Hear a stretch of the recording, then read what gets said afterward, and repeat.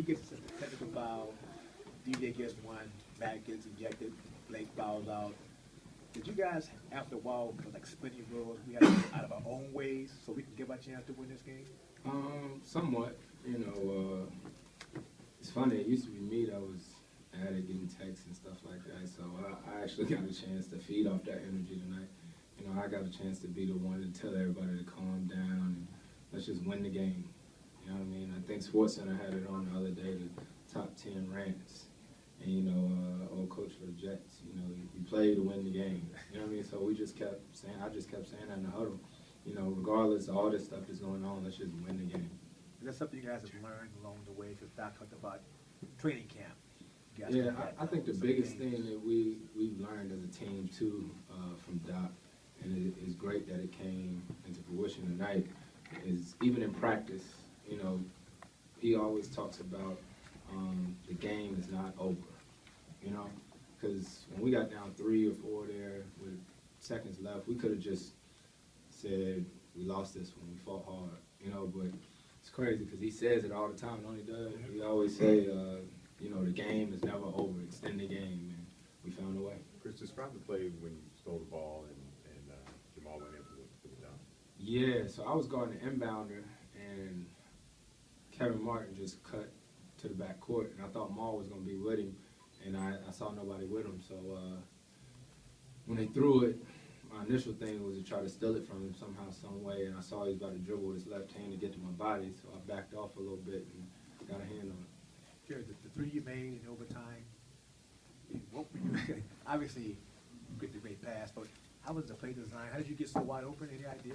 The play was designed to get the ball back to CP. First Jamal gets it, and I come up like I'm doing a fake screen, throw it back to CP, and then you know, a little step-up screen, and him make a play. And you're telling him everything, Doug. My fault, I made it again. Chris, come on, man. Can we get a little bit? It was just him making a play and, you know, finding me. I don't even know how he found me because I kind of, you know, went over to the right side. He just went under the baseline and threw it. And you got to make those ones, you know, especially when you get that wide open, that clutch situation. I'm glad I did tonight. That trip we went on, you were frustrated after the Brooklyn game. Since that time, you've been knocking down 3. What's changed for you since the Brooklyn game to these last, what, 5 or 6? That's a good question. I know what, I think my mom texted me, was like, you know, I know you can play better than this. It was funny how it is. You know, your mom's texting you know you're not playing well. I mean, it was something I never had experience throughout my career. It was just, I was just missing open shots, and it was adjustment. And for me, it was just enough's enough. And then once I, you know, Washington game ever since then, I've just been more confident. And I think guys, you know, once they see the ball going, you know, they tend to pass the ball a little bit more, and they tend to, you know, say the harder screens. You know, that's how it is. So for me, it's just, you know, staying confident. Passing the ball in he definitely was. Basically what he just said.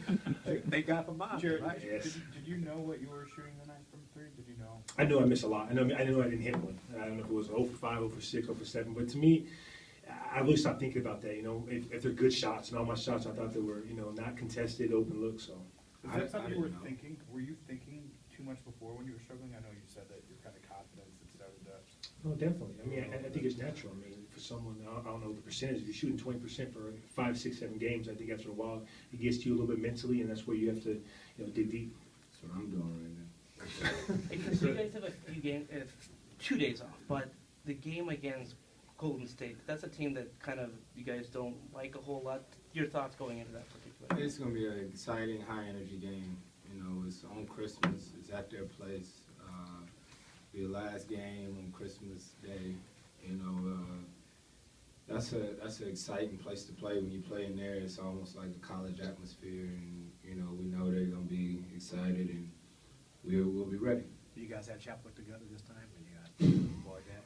I don't know. Just curious. It is the God's day, so. It is, huh? I mean, I'm at peace with myself. Was the strategy on the play where you stole the ball from Kevin Martin to go for the steal first and then foul? Well, to tell you the truth, that foul before that, you know, we told the officials that we weren't fouling until under 14 seconds. You know, we were trapping in the corner, and they called a foul with 18 seconds. So we tried to tell them as much as possible that we wanted to trap first. And then with Kevin Martin, I didn't get a chance to foul. You know, I saw the ball. And Is that a pretty common occurrence where you'll tell the officials we're not going to foul until a certain time? Do they actually listen to you? I don't know unless it's, I don't know.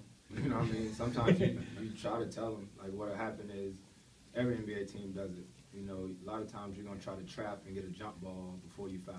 That's what everybody does.